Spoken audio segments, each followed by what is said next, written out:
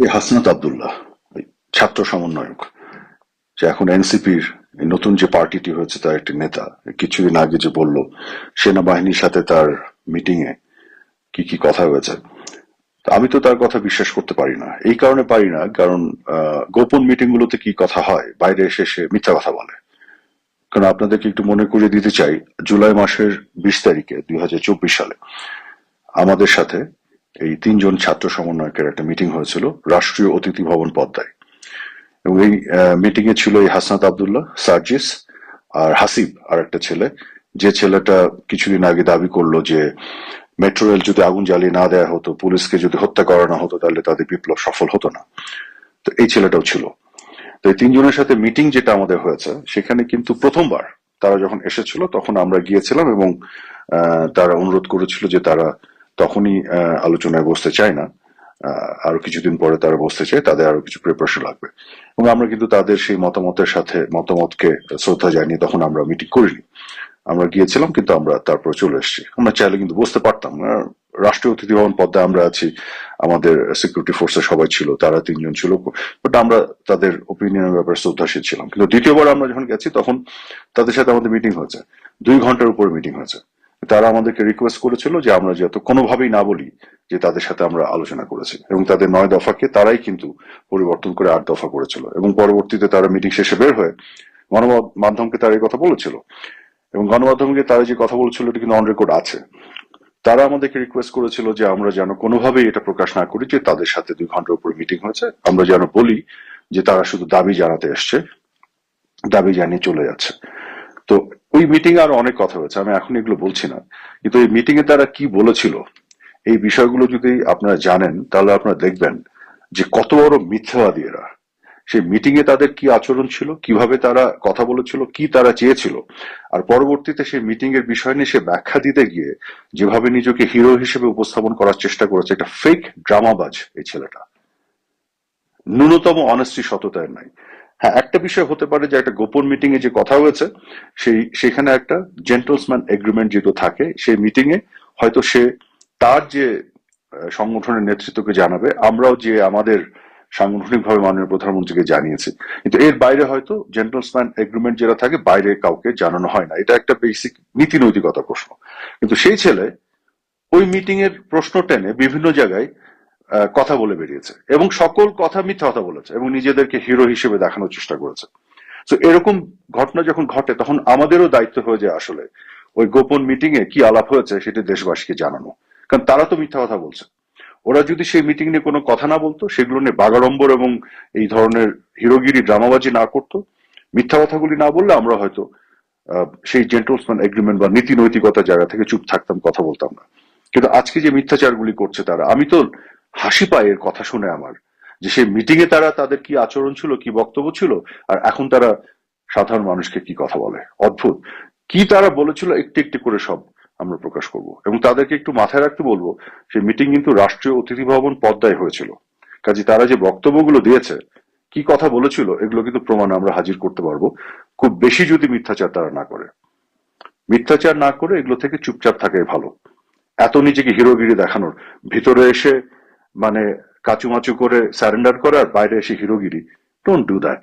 ন্যূনতম লজ্জা শরম থাকলে এগুলো করা উচিত না, ন্যূনতম সততা থাকলে এগুলো করা উচিত না। কাজে এই ছেলের কি বক্তব্য, গোপন মিটিং এ কি বলেছে, এইসব কথা আমি বিশ্বাস করি না। আমার মনে হয় না বাংলাদেশে কেউ বিশ্বাস করে। সেনাবাহিনীর পক্ষ থেকে কেন তারা রিফাইন্ড আওয়ামী লীগের কথা বলবে? আওয়ামী লীগ রিফাইন্ড হবে না কি হবে সেটা আওয়ামী লীগ ডিসাইড করবে, আওয়ামী লীগের নেতৃত্ব ডিসাইড করবে।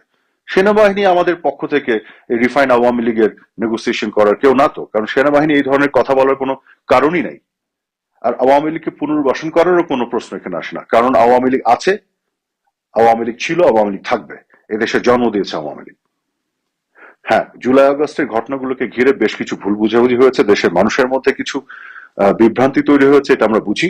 এবং সেই জায়গা থেকে আমাদের নিজেদের ভিতরে অনেকগুলো খেদ আছে, অনেকগুলো রিগ্রেট আছে, যেগুলো আমরা নিজেদের মধ্যেও আমরা আমাদের ব্যর্থতা এবং আমাদের ভুলগুলো নিয়ে আমরা আলোচনা করি। কিন্তু দেশের মানুষকে সত্যটা শেষমেশ আমাদের জানাতে হবে, এবং আওয়ামী লীগ বাংলাদেশের রাজনীতিতে থাকবে যতদিন বাংলাদেশ থাকবে। আওয়ামী লীগকে রিফাইন করা হবে না একই আওয়ামী লীগ থাকবে, সেটা আওয়ামী লীগের সর্বোচ্চ নেতৃত্ব সিদ্ধান্ত নিবে। এখন পর্যন্ত আওয়ামী লীগের সর্বোচ্চ নেতৃত্বে আছেন বঙ্গবন্ধু কন্যা জননেত্রী শেখ হাসিনা, এবং আওয়ামী লীগের একেবারে সর্বোচ্চ পর্যায় থেকে শুরু করে আওয়ামী লীগের তৃণমূল পর্যন্ত প্রতিটি নেতাকর্মী জননেত্রী শেখ হাসিনা বঙ্গবন্ধু কন্যার নেতৃত্বের উপরে 100% আস্থাশীল। কাজে এইখানে আওয়ামী লীগ তার সিদ্ধান্ত নেবে। আওয়ামী লীগের শুভাকাঙ্ক্ষী হয়ে অন্য কাউকে এই সিদ্ধান্ত নেয়ার বা অন্য কোনো পক্ষর এই আলোচনা করার কোনো প্রয়োজন এবং আছে বলে আমরা মনে করি না, এবং এটা একেবারে অপ্রাসঙ্গিক। কাজে এই ধরনের অবাস্তব এবং অযৌক্তিক এবং মিথ্যাচার যারা এরা করছে, করে একটা পরিস্থিতি তৈরি করেছে, এবং সেনাবাহিনীর বিরুদ্ধে তারা যেভাবে কালিমা লেপন করছে, একটা একটা প্রতিষ্ঠান, সেনাবাহিনীর মতো একটা প্রতিষ্ঠানকে তারা আজকে মুখোমুখি করেছে, এটা খুবই দুঃখজনক। তা বাংলাদেশকে আসলে তারা ধ্বংসের দিকে নিয়ে যাচ্ছে। তারা আসলে একটা জঙ্গিতন্ত্র তৈরি করতে যাচ্ছে বাংলাদেশে। তারা যখন কোটা বিরোধী আন্দোলন শুরু করেছিল, তখন তাদের সাথে যখন আলাপ হয়েছিল আমাদের, তাদের পুরো যে বিষয়টি ছিল সেটা কোটা নিয়ে। তো এর বাইরে তো বাকি এত কিছু তারা এখন বলছে। তখন তো বাংলাদেশের মানুষকে তারা এগুলো বলেনি, দেশের মানুষ এগুলো জানতো না যে তারা কি সেকেন্ড রিপাবলিক করবে, তারা পলিটিক্যাল পার্টি করবে, তারা সংবিধান বদলায় ফেলবে, তারা আওয়ামী লীগকে নিষিদ্ধ করবে, তারা জামাতকে প্রতিষ্ঠিত করবে। আজকে ইন্টারন্যাশনাল ক্রাইম ট্রাইব্যুনালের চিফ প্রসিকিউটর বানিয়েছে একজন খাস জামাতিকে, একজন যুদ্ধাপরাধীদের সহযোগীকে। একজন যুদ্ধাপরাধী তার সহযোগীকে সে নাকি মানবতা বিরোধী অপরাধের বিচার করবে। কার করবে? বঙ্গবন্ধু কন্যা শেখ হাসিনার। আওয়ামী লীগের যারা এদের স্বাধীন করেছে, এই স্বাধীনতার পক্ষ শক্তি তাদের। তো এই যে বিষয়গুলি তাদের, হ্যাঁ, 32 নম্বরকে তারা ভেঙে দিল। 32 নম্বরের যে ভাঙলো তারা, এটা প্রতিটি ইটের হিসাব নেওয়া হবে, বাংলাদেশের মানুষই নিবে, আমরা থাকি বা না থাকি। মাথায় রাখতে হবে বাংলাদেশ কিন্তু স্বাধীন হয়েছে যে চেতনার উপর ভিত্তি করে, সেটাকে কিন্তু তারা মুছে ফেলতে পারবে না।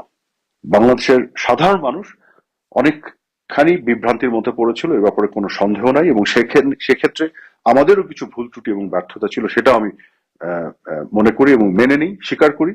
তবে এটিও সত্যি আজকে পরিষ্কার হচ্ছে যে আক্রমণ হয়েছিল গণভবনে এবং প্রধানমন্ত্রীর অফিসে এবং বিভিন্ন জায়গায়, সেটি সেই 71 সালে পাক হানাদার বাহিনীর যে আক্রমণ, সেই আক্রমণের মতন আক্রমণ হয়েছিল বাংলাদেশের স্বাধীনতা এবং সার্বভৌমত্বের উপরে।